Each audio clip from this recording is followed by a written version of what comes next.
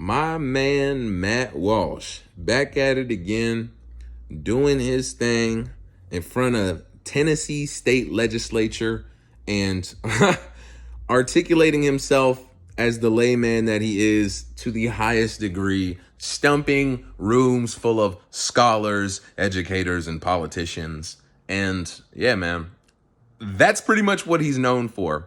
And I'll be honest with you, man, like as far as it goes, because I'm 100% anti-trans children, anti-indoctrination of children into these disgusting and weird practices. And pretty much that's what he's been, along with me being 100% anti-abortion. I'll be very transparent about that. I am completely anti-abortion. So his messages in that regard resonate with me very closely. And I appreciate him for the good work that he does in this regard on a national scale. This week has been no different. If you don't know, I think it was yesterday that he sat down. It might have been 2 days ago, but I saw the footage yesterday that he sat down in front of Texas's, I want to say it's like the board of, Tennessee's Board of Health. Correct me if I'm wrong, but essentially it's the people who are in charge of passing along medical legislature for the state of Tennessee, making different procedures and practices legal and illegal for different ages, genders, and categorizations. And he came out and he spoke with them about why he was supporting a specific bill to make the transitioning of people under the age of 18 outright illegal. I am fully in support of that. We should take that to the highest courts and get that passed on a federal level. I'm all for it. I can't wait for it. Anybody who doesn't like that can go this way, that way, or down here if you mess with me. I'll send you. But anyways, he not only got to, speak his piece on, why he wants the specific bill. I'm not going to name the bill. Go watch his stuff. I don't even want to rob any attention from him. That's why I don't share clips. Go watch Matt Walsh's content. It's gold. He's amazing. I really don't cape for dudes. Like, you never heard me talk about Tim Pool or anybody like that. I'm not even the biggest fan of the Daily Wire in totality. He's like the crown jewel of the Daily Wire. And yes, I am all right now. And this is probably the furthest you'll ever hear me go for somebody. And that's because he is an everyman who is willing to do the work and stand up in ways that so many with so much more resources are not. And I respect men like that, regardless of whether I agree with everything they say, because I like hip hop music. Matt Walsh would probably not like me wearing a Crack Therapy RXK Nephew t-shirt, but who cares what he likes? Who cares about what he thinks about what I should or shouldn't listen to? Where we connect is our thoughts on values and principles of American culture and life in general. Heck, we're not even the same religion. This guy's a Catholic, and I have all kinds of thoughts and feelings about Catholics that I will hold off right now.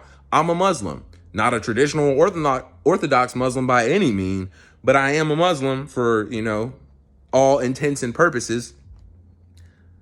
But that is the point of where your energy should lie, for lack of a better term. Like, you really shouldn't gauge people off of, Matt does a lot of good work, but he thinks that hip hop is bad, so he's racist or he's bad or anything like that. Or he calls out crime and violence in the black community, so he's racist or something. It's like, no, he calls it out everywhere that it's rampant at. And you can tell in his conversations that he has about violence in inner city, less privileged communities, or when he talks about the, transitioners in the LGBTQ community who are underage and above age. You can tell he talks from a place of passion, meaning that he actually cares about those people and hates what is being run on them, like the game that is being run on them for monetary gain or whatever it is. He wishes that everybody was, and I'm speaking in his mouth because I've watched so much of his content where he talks about this. He wants everybody to be happy, comfortable in their own skin, and to not own pit bulls, but that's a whole different story. My point is, because he says it in such a monotone that people are so easy to cast, paint a hateful person, stochastic terrorists on the guy and all kind of different things, when he's literally just saying that you need to stop tricking the mentally ill into doing things that are further harming themselves. And if it's not helping them, we need to reevaluate the methods that we're using. And that's before he goes into any type of religious reasoning. Any person that should resonate with them. And we should be allowed to speak. We don't always have to be like, oh, the people, they're so hurt. Like, we don't always have to cower down, like, and make ourselves so low just to be, like, unthreatening. It's okay for a man to talk from his chest about what he believes in, and that doesn't make him a stochastic terrorist. Like, are you kidding?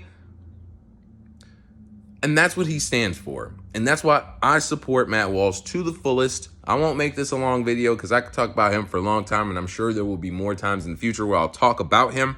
But for right now, I'd highly encourage you guys to go watch him destroy the legislature, the representatives for the state of Tennessee, as they ask him simple questions, trying to paint him as a bad character, trying to paint him as uneducated and unqualified to speak on the topic, and trying to paint him as a person of a dark background. I'll say it like that. And the way that he rebuttals is so calm, cool, collected, matter of fact, and candid that it was indestructible. And then when he asked the question at the end and they're just like, we're the ones asking the question here. Dude, it was beautiful. I got to get back to work.